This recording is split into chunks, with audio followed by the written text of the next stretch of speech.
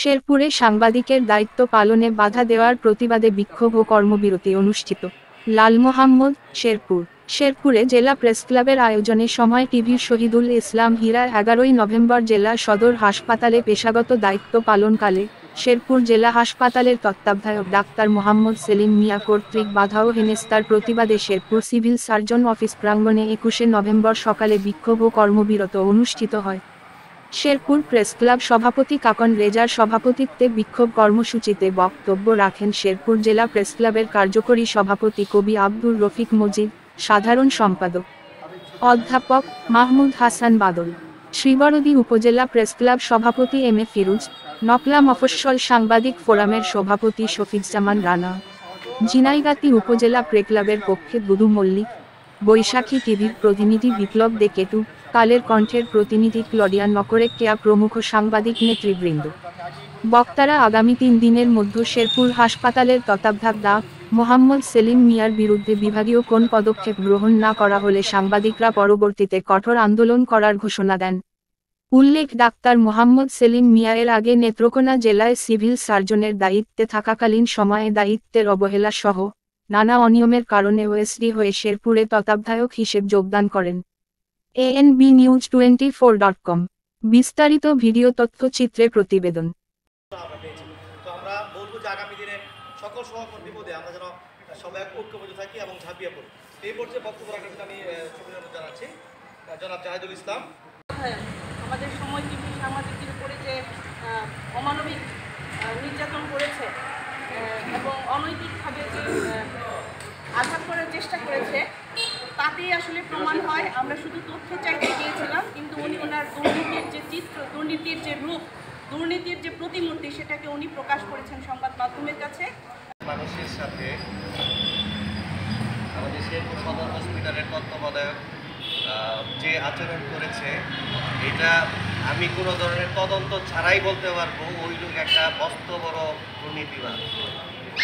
যে স্বাস্থ্য বিভাগে দুর্নীতি শীর্ষ রয়েছে এটা আমরা বলতে পারি, কারণ যখনই আমরা ক্যামেরা নিয়ে যাই কোনো রোগীর কষ্ট দুঃখ শুনতে যাই, দায়ের বিষয় জানতে যাই, তখনই সাংবাদিক দোকানের সাথে প্রবেশ ছবি তোলানের সাথে আন্দোলন করে। অন্য কোনো দপ্তর দপ্তর এগুলো নাই। যেমন এই কিছুদিন আগে আমাদের লোকাল হাসপাতালে এরকম ঘটনা ঘটেছে। গত ইনসেন্ট আমাদের সাংবাদিক হীরাবাইয়ের সাথে যে ঘটনাটা ঘটেছে সেটা আসলে দুঃখজনক, যে একজন সাংবাদিক যখন তথ্য সংগ্রহ করতে যায় তখন সে আমরা এরকম দুর্ঘটনা ঘটনা আমরা এই সময়কালে একদিন থেকে এই রাজনৈতিক প্রেক্ষাপটে একটি ব্রিটিশ সরকারের পরিবর্তনের পর আমরা চেয়েছিলাম যে সেই সাংবাদিকরা একটা অবাধ নিরপেক্ষ হয়ে তাদের সঠিক তথ্য প্রকাশ করবেন এবং সেখানে কোনো জুলুমিকরণের শিকার হবেন না। কারণ অতীতে আমাদের এই দেশে আমাদের উপরেই খড়গ শুরু হয়ে গেছে। যাই হোক, আমি প্রথম যেই কথাটা বলবো যে তথ্য অধিকার আইন 2009 সালের হয়েছিল যে মানুষ যাতে অবাধ তথ্য পায়, সেই জন্য আমার মনে হয় ডক্টর সেলিম মিয়া এই আইনটা সে জানে না।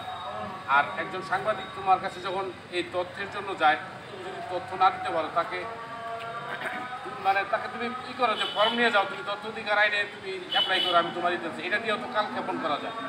সে সব কিছুকে তোয়াক্কা করে আমাদের ফটোগ্রাফি, আমাদের ক্যামেরা পার্সন বাবুকে এবং আমার সহকর্মী হীরাকে হেনস্থা করেছে। আমরা এর জন্য তীব্র নিন্দা জ্ঞাপন করছি এবং তার প্রতি ঘৃণা প্রকাশ করছি।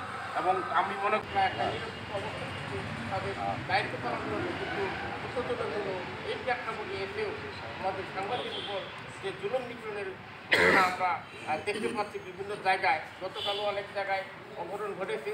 আমরা এর তীব্র নিন্দা প্রতিবাদ জানাচ্ছি। সেই সাথে শেরপুরের যিনি তত্ত্বাবধায়ক সেলিম স্বাগত জানাই। তো গত 11 তারিখের ঘটনা আপনারা সবাই জানেন, এত বিশ্লেষণের প্রয়োজন নেই, সবাই জানেন কি ঘটেছিল। একজন সাংবাদিক তথ্য সংগ্রহ করতে যাবে, এটা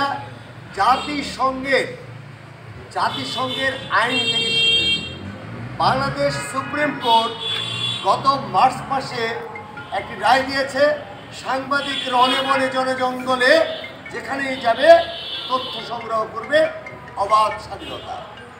যদি এই তথ্য সংগ্রহ করার ক্ষেত্রে আমার যদি কোনো অনিয়ম হয়ে থাকে রাষ্ট্র তার জন্য আইন দিয়েছে। আইনের কাছে যাবেন, আইন আমাকে রায় দেবে, জেল ফাঁসি যা হয় মেনে নেব।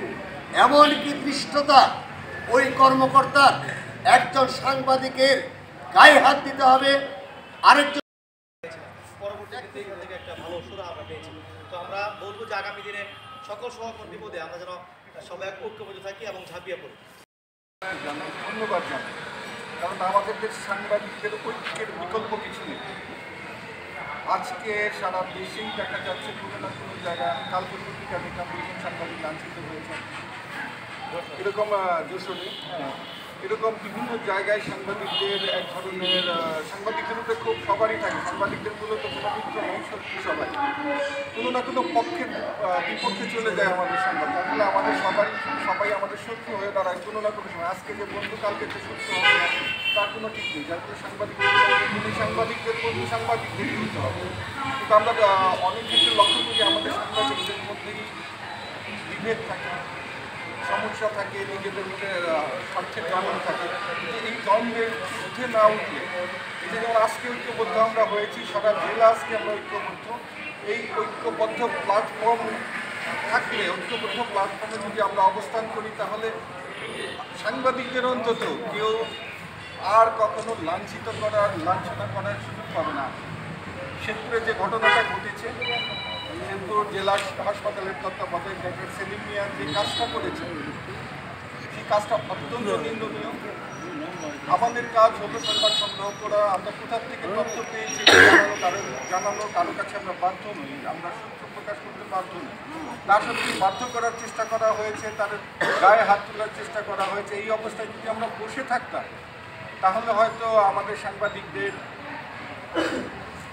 অবস্থানটা আমাদের নিজেদের কাছেই, অন্যদের কাছে যতটুকু থাকুক, আমরা নিজেদের কাছে নিজেরাই ছোট হয়ে যেতাম। কিন্তু আজকে আমরা ঐক্যবদ্ধ হয়েছি, আমরা চাই ডক্টর সেলিম মিয়াকে অনতিবিলম্বে প্রত্যাহার করা হোক, তার বিরুদ্ধে বিভাগীয় শাস্তির ব্যবস্থা করা হোক। এবং একই সাথে একটা জিনিস লক্ষ্য করছি যে এইটা নিয়ে যিনি ডাইরেক্টর আছেন, ময়মনসিংহ থেকে আসলেন, তিনি 2 জন লোককে বদলি করলেন, যাদের মধ্যে একজনকে আমি অন্তত জানি যে যার কোনো গতি ছিল না। এটা কি আইওয়াশ চলছে কিনা, ডক্টর সেলিম মিয়াকে রক্ষা করার একটা প্রচেষ্টা চলছে কিনা, সেটাও আমাদের ভেবে দেখতে হবে। কারণ নিরপরাধ লোকের কোনো শাস্তি হোক সাংবাদিকরা কখনো চায় না। নিরপরাধ কোনো ব্যক্তি যদি শাস্তি পায়, সেটা আমাদের জন্য খারাপ, আমাদের। তাই আমরা বলবো যে দোষী, তাকে প্রকৃত দোষী তাকেই শাস্তি দেওয়া হয়, কোনো নিরপরাধ লোক যেন শাস্তি না পায়।